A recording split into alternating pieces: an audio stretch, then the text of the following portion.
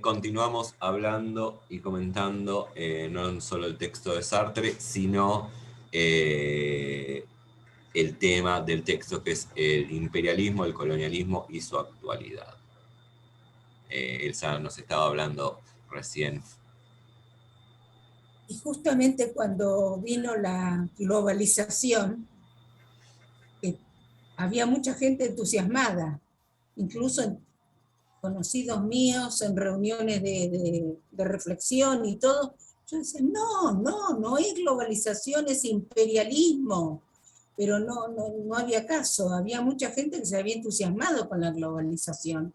¿Dónde está la aldea global? Que miremos, que todos hablemos igual, que consumamos los productos de ellos, que no pensemos. Que yo tengo terror, sinceramente tengo terror de cómo pueda votar la juventud. No es que yo esté en contra de los jóvenes, pues yo tengo nietos, los adoro, quiero a los jóvenes, siempre estuve con gente más joven que yo por costumbre, pero tengo temor porque están todos tomados por las redes, por los juegos, por distintas cosas, por una, como si fuera la vida como muy superficial. No sé si soy una vieja amargada o qué, pero veo que no hay lo que en los 70 había una idea de patria, de liberación, de patria sí, colonia no, un montón de cosas que ahora parece que no les importa, que les da lo mismo. Y hay que ver el rol que juegan algo subterráneo, quizás para, por más que todos los que estamos acá quizás tengamos distintas edades, eh, para nuestras generaciones, en donde cuando pensamos en medios de comunicación, pensamos en televisión, radio, día de periódicos, hay algo subterráneo para nosotros que son las redes sociales, ¿no? Sí, sí, Los llamados influencers. Eh, y que yo tengo un poco, reconozco un fetiche de buscar influencers de derecha por YouTube, ¿no? Porque después hay otras plataformas que yo no accedo. Y van llevando un pensamiento de derecha muy, de ultraderecha incluso, ¿no? sí. Y que se va difundiendo por medio de esto, ¿no? No nada más el hecho de uno viendo un video, sino pasárselo a otro por WhatsApp, comentarlo. Una cuestión que podríamos pensar en términos de Deleuze más bien rizomática, ¿no? Subterránea. Sí, sí, sí, sí, sí. Es como que la idea de libertad se restringe al uno, al individuo, Claro. y que no tiene que ver con el otro, con el de enfrente, con el que está en la misma comunidad nuestra o en la comunidad internacional, ¿no? O sea, no, soy yo y nada más. Me va bien que se joroben porque son distintos a mí. Claro. Me, me gustaría hablar un poquito de lo que vos habías hablado, Maxi, la otra vez, que nos habías dicho de esa disputa entre Foucault y Sartre Cambios. acerca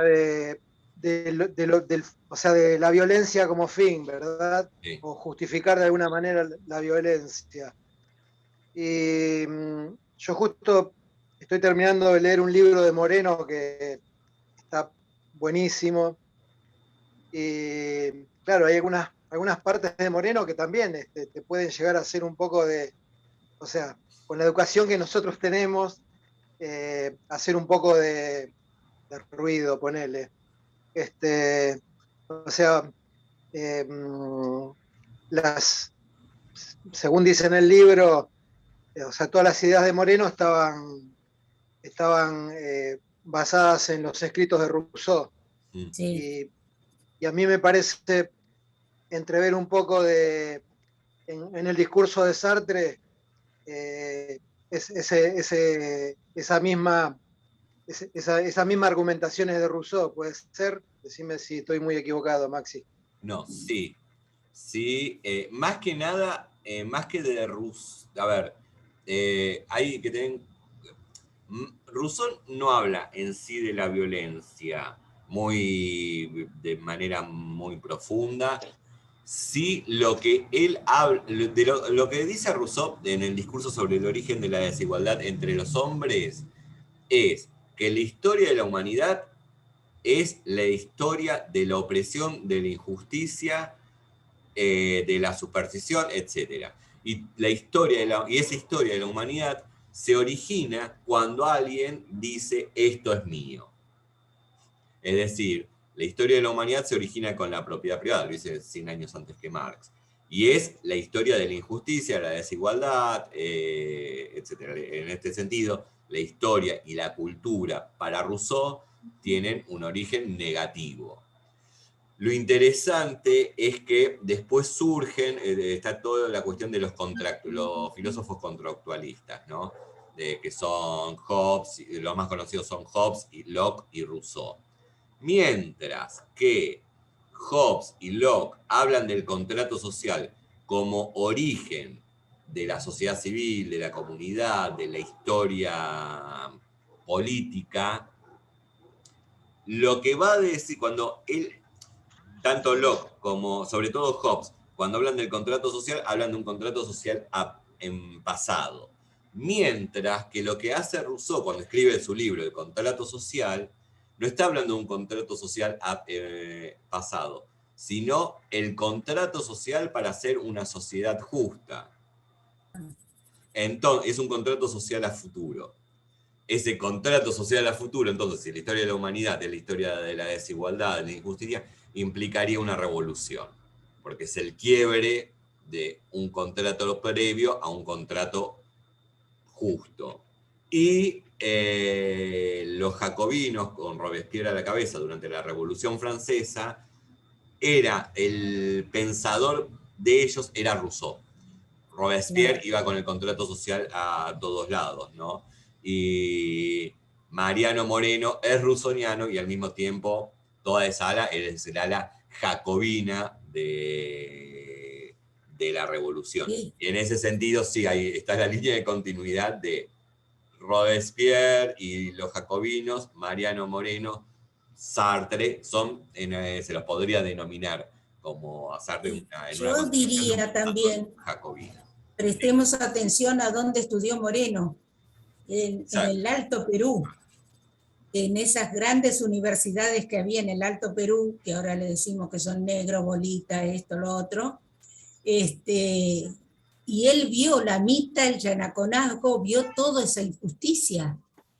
Entonces quería suprimir todo eso. Y cuando mandó a fusilar a los contrarrevolucionarios, entre los que estaba Liniers, que armaron un escándalo, tenía razón. Además, Buenos Aires siempre fue traidora de acá a la China. Bueno, siempre, siempre. Nunca permitió una verdadera revolución. Sí, sí. Sí, además, ¿no? En el caso de Mariano Moreno, pero también como en el caso de Argelia, una revolución es a ver, cuando estamos hablando de revolución en este sentido más clásico, hoy podemos hablar de revoluciones democráticas o revoluciones no violentas, ¿no? No sé, la revolución bolivariana. Cuando estamos pensando en ese tipo de revoluciones, incluso donde se enfrentan dos países, bueno, no sé, prima una lógica de guerra. Y teniendo en cuenta lo que dijo es acerca de cuando Mariano Moreno manda a fusilar a Liniers. Está bien. Era realista, no sé qué acontece ahí en medio de una guerra. Estoy bastante de acuerdo con lo que dice Elsa. Y lo interesante es ver que los que aparecen como los, entre comillas, pacifistas de la historia son de los peores, los grandes civilizadores, son los que cometieron los grandes exterminios, e incluso con torturas y hacer un espectáculo de esa violencia, ¿no? Sí. Digo, lo de colgar la cabeza de un caudillo en una plaza pública, no lo hizo ni Moreno ni lo hizo Ni lo hizo Ni Lenin, Artigas. para hablar de revoluciones armadas, ¿no? O violentas. Después de Caseros fue una carnicería este país, directamente. Directamente. Y después siguió con Roca. O sea, tenemos una linda historia nosotros. Hay un texto, no me acuerdo ahora el autor, se consigue por internet, que está muy bueno, a mí una profesora me lo había recomendado, que habla sobre el siglo XIX en la Argentina y se llama Soñar con Rousseau, despertar con Hobbes. ¿No? Soñar con Rousseau. Soñar con Rousseau, despertar con Hobbes. Hobbes es un filósofo inglés que sería el... A ver, tampoco se lo puede Un flor repetir. dijo de... Bueno, en cierta medida, Sí. sí, para él el Estado es donde el Estado surge a partir del miedo de que los hombres temen Claro. por el otro, porque es sin Estado es la guerra de todos contra todos, entonces alienan su libertad, entregan su libertad al Estado, que se constituye como soberano, y por lo tanto da seguridad.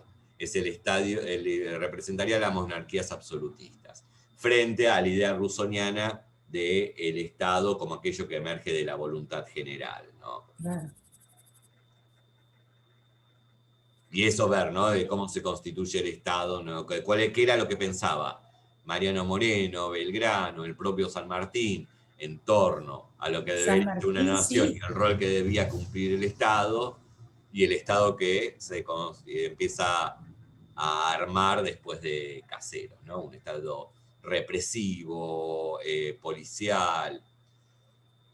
Cuando San Martín le habla a los soldados y les dice más vale desnudos que antes de entregarnos a los maturrangos no eran todos los españoles, eran los nobles, eran los traicioneros, como traicionó Fernando VII, y después hicieron la santa, ¿cómo se llamó eso que hicieron cuando volvió en Europa toda la derecha? Porque después que terminaron con Napoleón, se armó la Santa Unión, no, algo así era. ¿No era? La Santa Alianza. La Santa Alianza. La Santa Alianza, eso mismo. Bien, bien de derecha y bien colonizadores y todos. Y él le decía, tenemos que salvarnos de los maturrangos, que eran, porque él sabía cómo era la derecha en Europa. Él también la había sufrido. Claro. Por eso estaba, y por eso se quería quedar a vivir acá, pero por culpa de Rivadavia se tuvo que ir. Claro, sí. Todas nuestras grandes personas terminaron exiliadas o muertas. Sí. Sí, sí.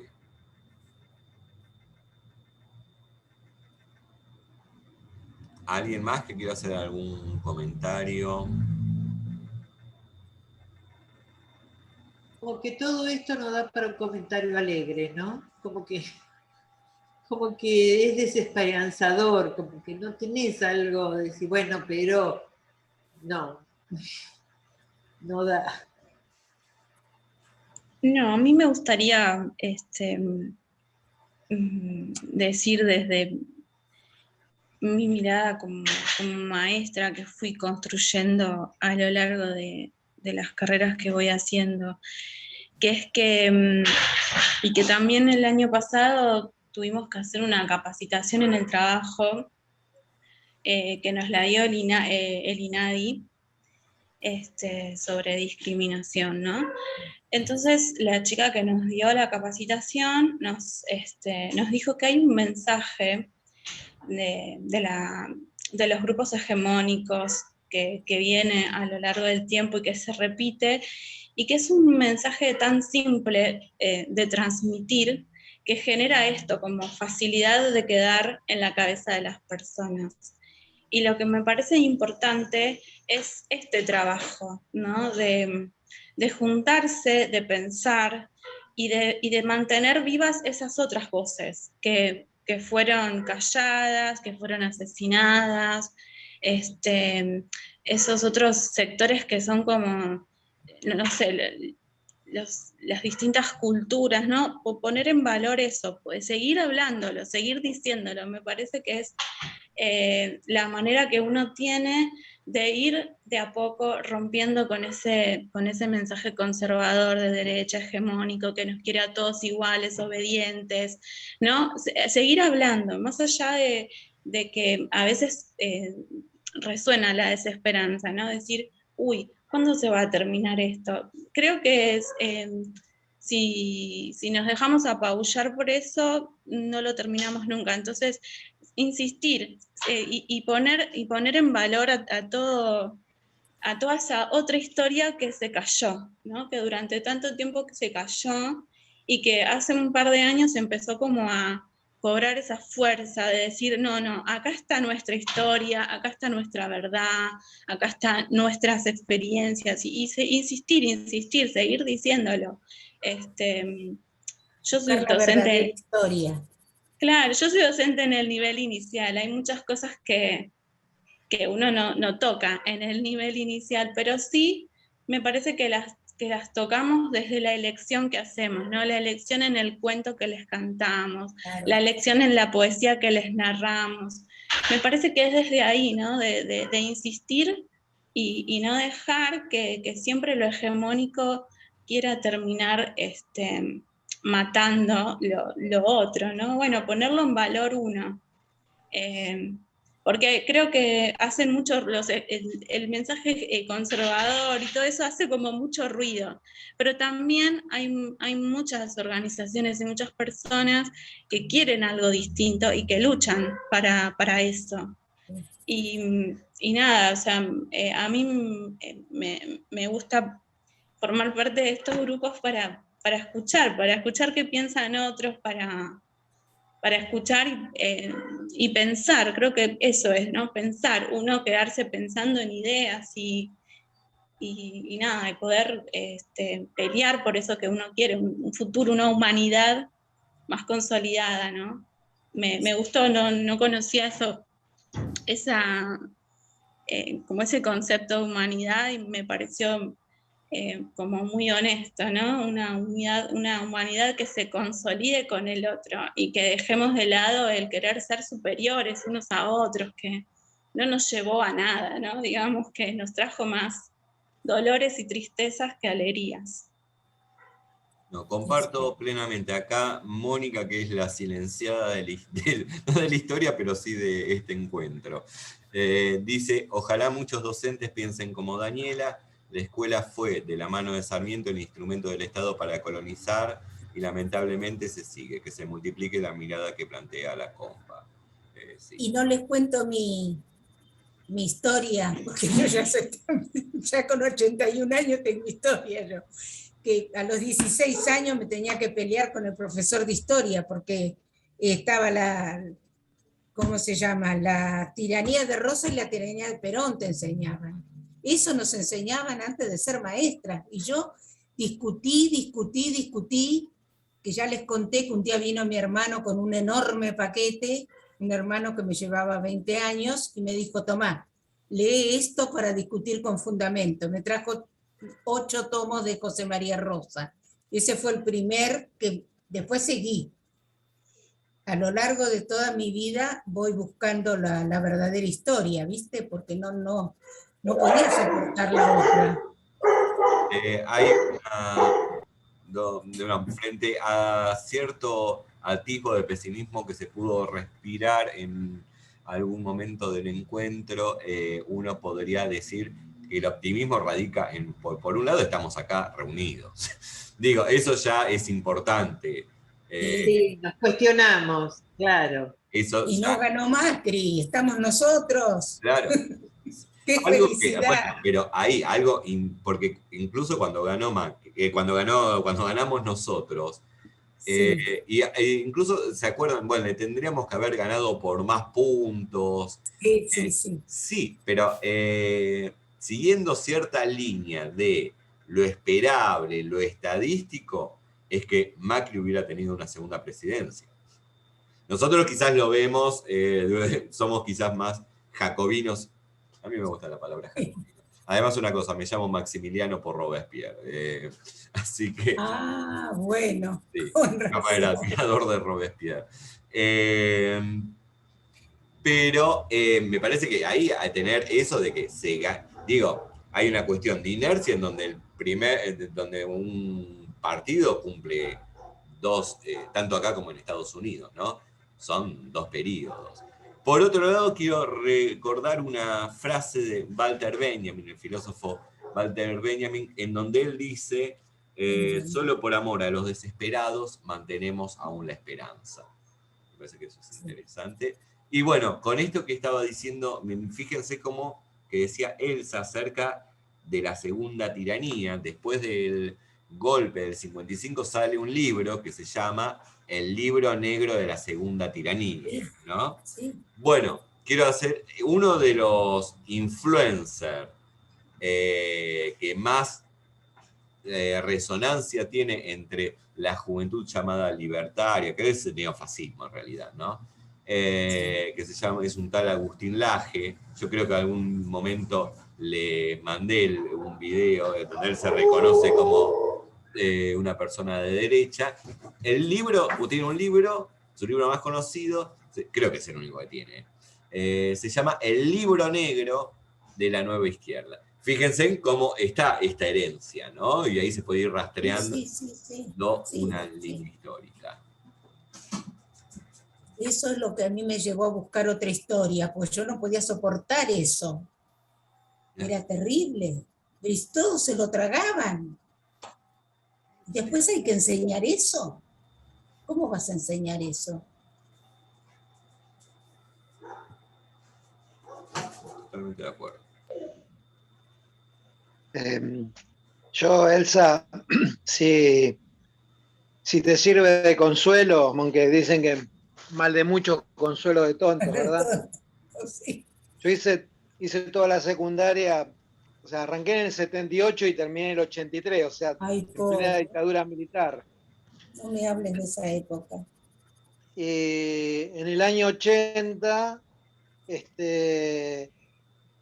fue el bicentenario de la conquista del desierto. Sí, todos tuvimos que hacer unos trabajos especial con Loa Roca y qué sé yo, ¿no es cierto? Sí, yo vengo de una familia muy humilde. Mi papá tenía primaria incompleta, entonces no tenía demasiadas herramientas, demasiados argumentos como para discutir. Yo lo tomaba como que lo que me decía la profesora era cierto. Y siempre tengo esa fantasía que me encantaría, pero no sé, tener como es el DeLorean y volver al pasado y con los conocimientos que tengo ahora decirle a mi profesora de historia lo que fue Roca y le dijo de mil puta que fue Roca. Pero bueno, lo lamento, viste, el tiempo atrás no lo puedo volver. Pero sí, la pasé mal. Se pasaba mal.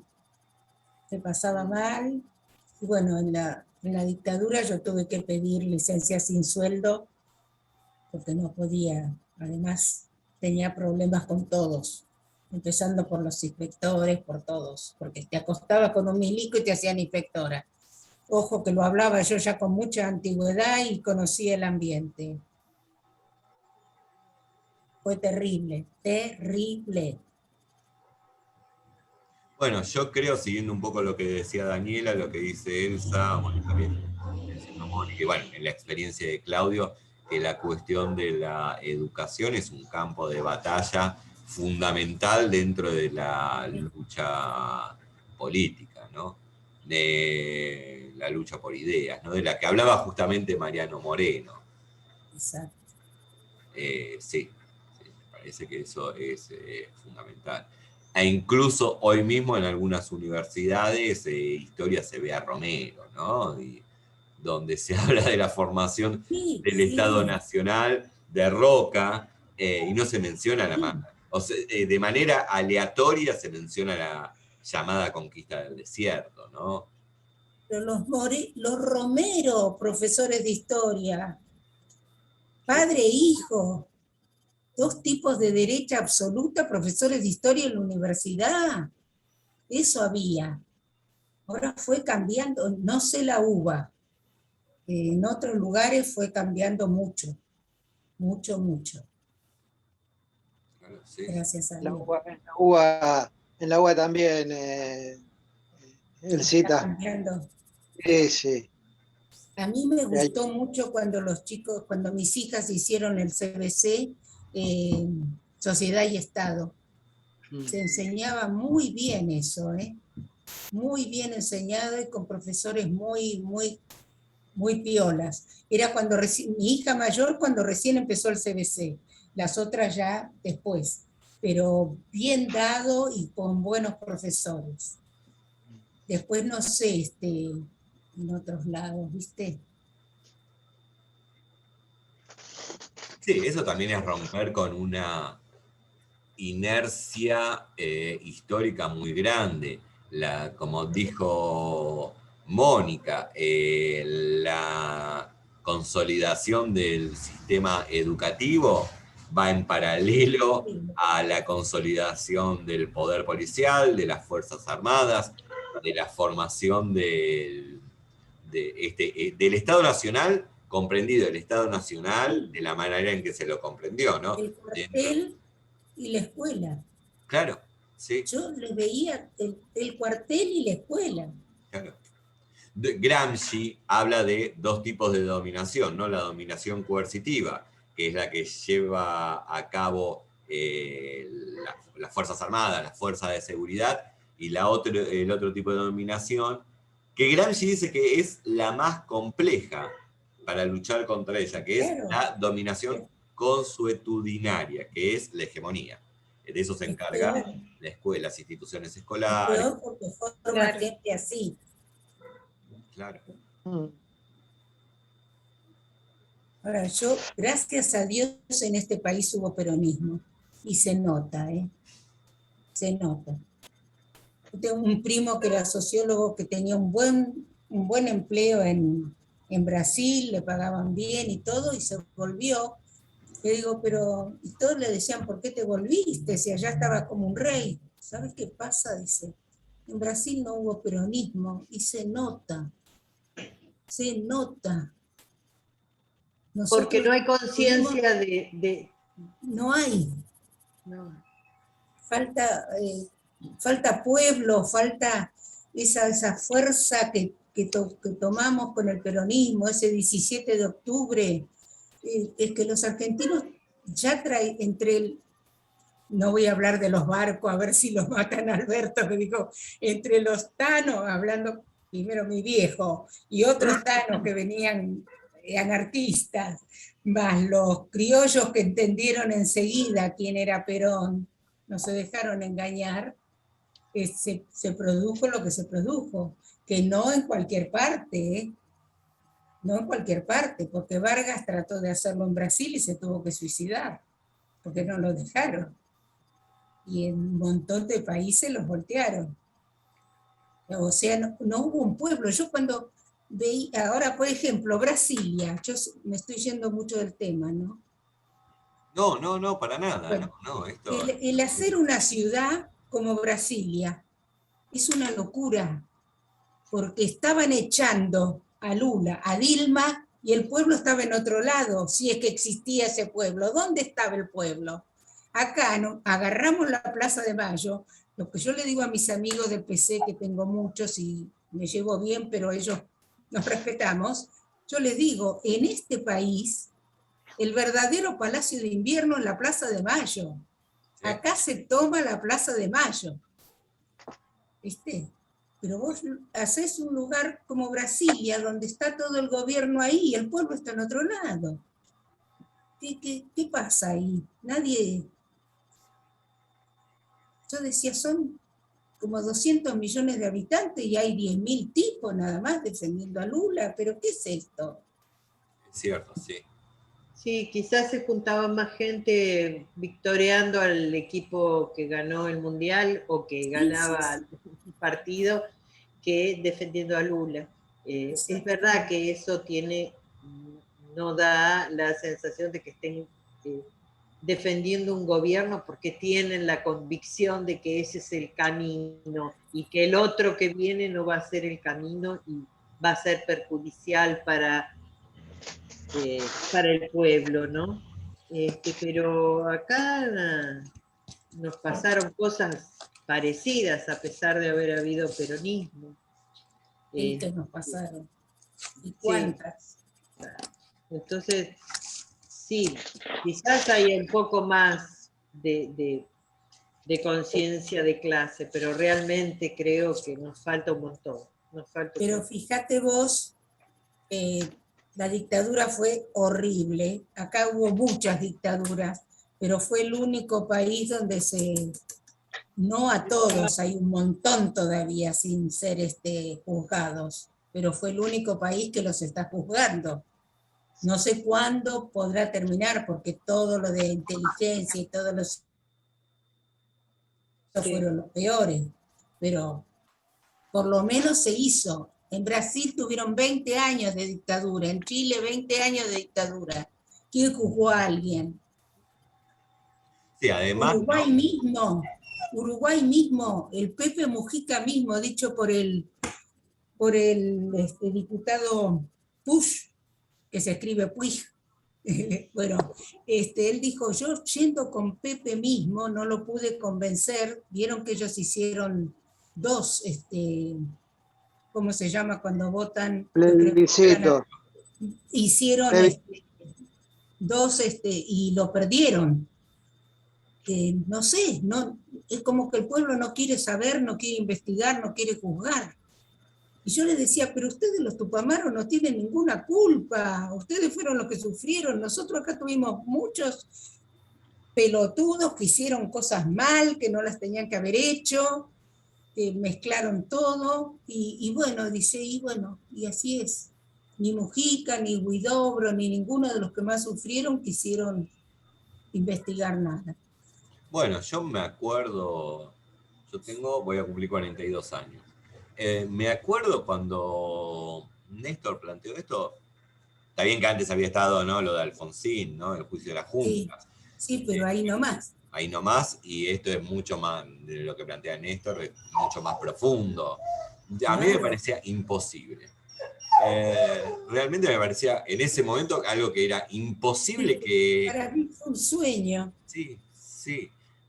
Esta idea de que yo iba a marchas los 24 de marzo, pero antes de Néstor, pero me parecía imposible que ese reclamo, ese pedido, ese acto de justicia se realizara efectivamente, y se realizó. No. Sí, yo no. Y una cosa, Videla antes de morir, un tiempo antes le habían hecho una entrevista y él dijo, y eso habla muy bien de Néstor y de Cristina y de nosotros como kirchneristas, ¿no? Hola. Dijo que lo peor que le había pasado a él fue el kirchnerismo. Eso está bien hablado. ¿Querés llamarla? Sí, Videla dijo eso. Sí. Fue portada de página 12, me parece. Hay No me acordaba, pero sí. ¿Puedo contar una anécdota o les estoy llevando mucho tiempo? Me parece que estoy hablando. Contala, porque nos quedan 4 minutos de Zoom. Tengo una sobrina que es psicóloga, ya es grande, tiene pacientes que vienen de distintos lugares. Venían de un lugar que ahora no me acuerdo, un lugar del interior, siempre una mujer que le decía que tenía el hermano desaparecido y qué sé yo, se atendió años. Y un día vino llorando de emoción, porque los había atendido Néstor. Y ellos, había ella misma le contó, delante de la Casa Rosada había desocupados, piquetes, de todo.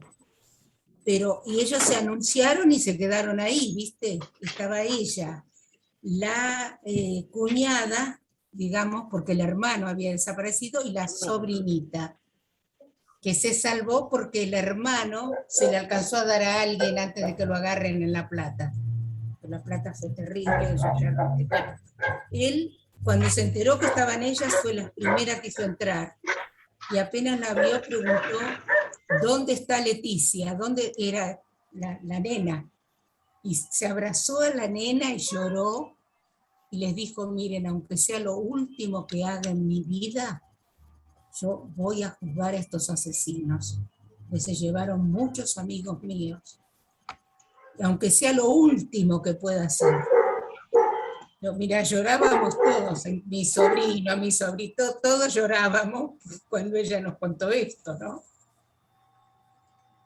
Bueno, no hablo más, chicos.